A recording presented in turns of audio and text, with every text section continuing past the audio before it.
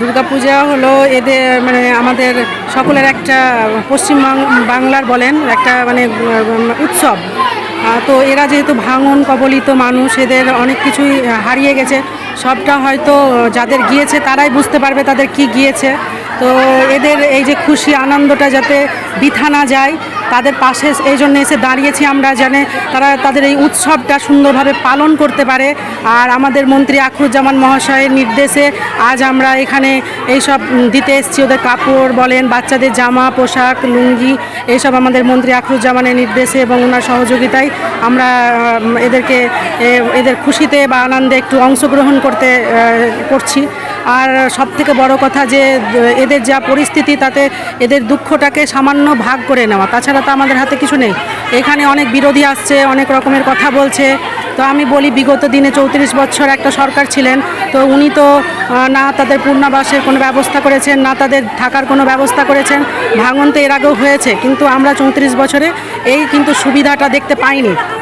আজ মাননীয় মুখ্যমন্ত্রী মমতা বন্দ্যোপাধ্যায় তথা আমাদের বিদ্যুৎ দপ্তরের মন্ত্রী আখরুজ্জামান মহাশয় যে অভিভাবকের মতন এদের পাশে দাঁড়িয়েছে। এদের খাওয়া দাওয়া থেকে শুরু করে আমি দেখতে পাচ্ছি যে খাবারগুলো এদের দেওয়া হচ্ছে ইনাদের, তো এগুলো যথেষ্ট খুবই ভালো খাবার। ইনারাই বলবেন, আপনারা যদি দেখেন তাহলে বুঝতে পারবেন। আমিও আমাদের এসে দেখতে পাচ্ছি বা এদের সঙ্গে থেকে বুঝতে পারছি এনারা যতটুকু আছেন ভালোই আছেন, কিন্তু এটা তো ভালো না, ওদেরকে পুনর্বাসনের ব্যবস্থা করতে হবে। তার জন্য আমরা মহালয়ের দিন অফিস বন্ধ ছিল আমাদের, যা অফিসের পঞ্চায়েতের তাদের কিছু ফর্ম আমরা বিডিও সাহেবের মানে তত্ত্বাবধানে মন্ত্রী আখরুজ্জামান মহাশয়ের তত্ত্বাবধানে আমি এদের কিছু ফর্ম ফিল আপ করেছি। এনারা জানেন মানে এদের যাতে বাসস্থানের ব্যবস্থা করা হয়, তার জন্য সেখানে আমরা বিডিও মারফত আমাদের যেখানে যেখানে পাঠানোর আমরা পাঠিয়েছি আমাদের মন্ত্রী সাহেবের নির্দেশে। তো যাই হোক, বাসস্থান বলতে কি, যে আমি এদের কাটান থেকে তুলে নিয়ে গিয়ে আমরা বা মন্ত্রী মহাশয় বা আমাদের আধিকারিকরা বা আমরা পঞ্চায়েত তো সীমিত জায়গা, তো আমরা এই সীমিত এই জায়গা থেকে তো আমরা এদের জন্য তো ধরেন যতটুকু সম্ভব করব। কিন্তু পাশে আমাদের মন্ত্রী মহাশয় আছেন আখরুজ্জামান মহাশয়, তো এদের যে কাটান এলাকা, কাটান থেকে নিয়ে গিয়ে তো আমরা কাটানে গিয়ে বসাতে পারবো না। তাহলে এদের জন্য একটা ভালো জায়গা খুঁজতে হবে যেখানে এরা গিয়ে বসতি স্থাপন করতে পারবে এবং যাতে ভবিষ্যতে এই দুর্ঘটনার সম্মুখীন না হয়।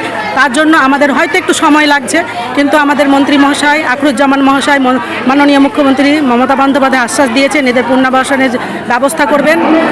তো যাই হোক, তার জন্য এই প্রসেসিং চলছে, সরকারি কাজ একটু দেরি হবে। তো আমি এইটুকু বলতে চাই যে সরকারি কাজে দেরি হলেও এদের বাসস্থান পাবেন, এবং আমরা শুধু যে উইদাউট পাট্টা ওদেরকে রাখবো না, তাদেরকে আমাদের মন্ত্রী মহাশয় বলেছেন আখরুজ্জামান মহাশয় যে ওদের পাট্টা দিয়েই ওদের বসতির ব্যবস্থা করবেন উনি। তো আমি শেখালিপুর গ্রাম পঞ্চায়েতের প্রধান, আমার নাম মোসাম্মদ সুরাইয়া পারভিন।